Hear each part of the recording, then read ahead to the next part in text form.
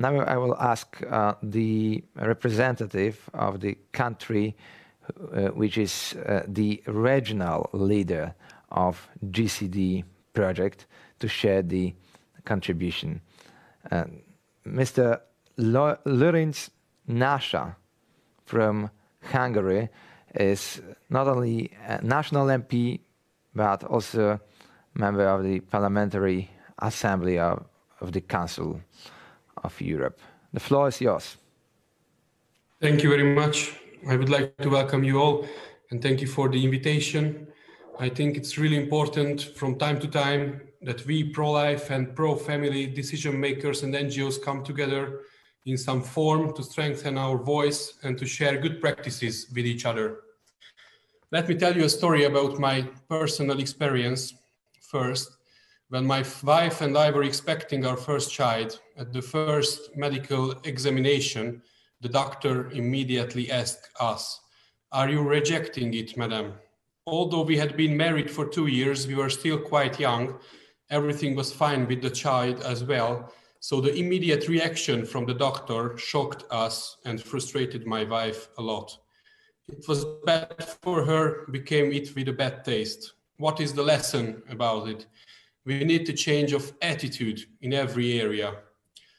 When the relativization of the family is going on in the world, when the respect of life is no longer so important for many people, when they put human rights before human life, then it is important that we take clear and decisive actions to protect our values and reject the accusations that our values are some kind of outdated, dusty, old museum thing. What we represent is life, so this is the future. For the past 10 years, the Hungarian governing party, Fidesz and the Christian Democrats, and the Hungarian government has been working on strengthening families, raising children, and enabling young couples to realize their family goals. This approach, the Hungarian model, has produced real results. In 2010, a pro-family turn took place in Hungary. Before 2010, under the socialist liberal governments, having more children was almost synonymous with poverty. This period was characterized by pessimistic mood and the increase in divorces and abortions. But from 2010, a pro-family, pro-life turn took place, and the social thinking is changed because of strengthening families, and an important change has begun. I would like to prove that with 4 data.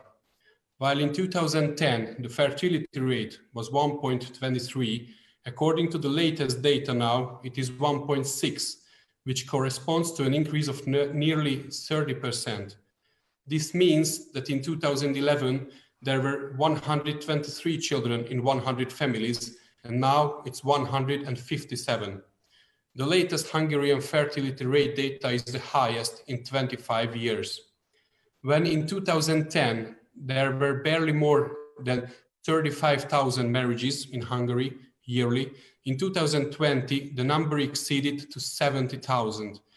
This means that the number of marriages per year has doubled since 2010. And the number of divorces dropped to 60-year low. While in 2010, there were 23,000 divorces, in 2019, there were 17,600. While there were 40,000 abortions in 2010, there were 25,000 abortions in 2019, a decrease of 36%. It's a really great success, I think. We are standing up strongly for family values and against anti-family initiatives on the international arena. Hungary considers every country, organizations that promotes the traditional family and respects family values as potential partners, as you all. The Hungarian fundamental law states that every human being shall have the right to life and human dignity. The life of the fetus shall be protected from the moment of conception. The Geneva Declaration represents this value. In our Christian democratic conception, we strongly support family formation and childbirth at a time when whole Europe and the Western civilization are facing big demographic challenges. This serious demographic issue poses a major challenge for Hungary and every European country, which is being answered today in two different ways in Europe. One approach that prevails in Western Europe is that demographic challenges must be addressed through migration. The other approach applied by Hungary and the Central European countries says that the demographic challenges should be addressed not by migration, but by family support. The migration solution is a priority today in Western Europe. They say that demographic problems can be handled well with migration. No problem if there are no children, the workforce can be replaced by migrants. But the Hungarian way is to solve our demographic problems on our own. We need Hungarian children. Therefore, we support Hungarian families and Hungarian children. The Hungarian government has more than doubled family support since 2010, which is now the highest in Europe GDP per capita at 5.2% of the Hungarian GDP. The Hungarian family support system is not punitive, but it does not contain penalty, but it gives the opportunity for anyone who wants to start a family and have a children. Our goal is all planned and desired children can be born without having to give up on having children due to financial difficulties.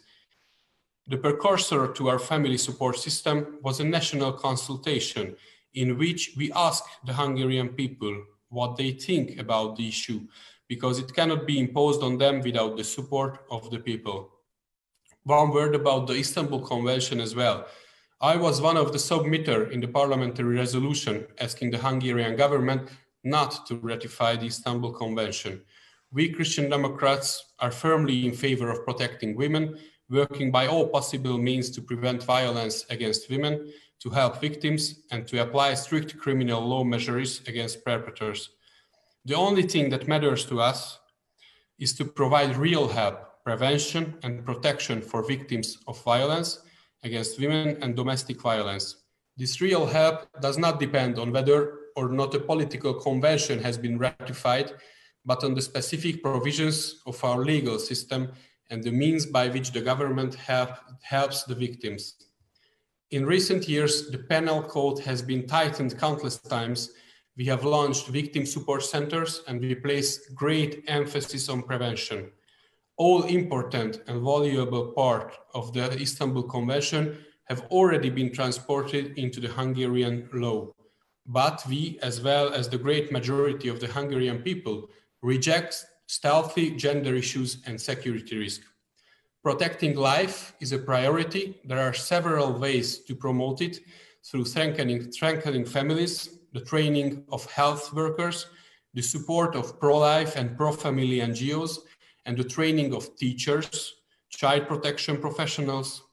There are several areas where politicians, decision makers, working with professionals and NGOs can move forward surely but slowly. We have to be patient but determined. We have to start surely but slowly the changes in public thinking by campaigns, lectures, books, videos, and of course, conferences like this. There are so many tasks, but there are also so many opportunities. So I just would like to call you that we commonly protect families and protect life together. Thank you for listening.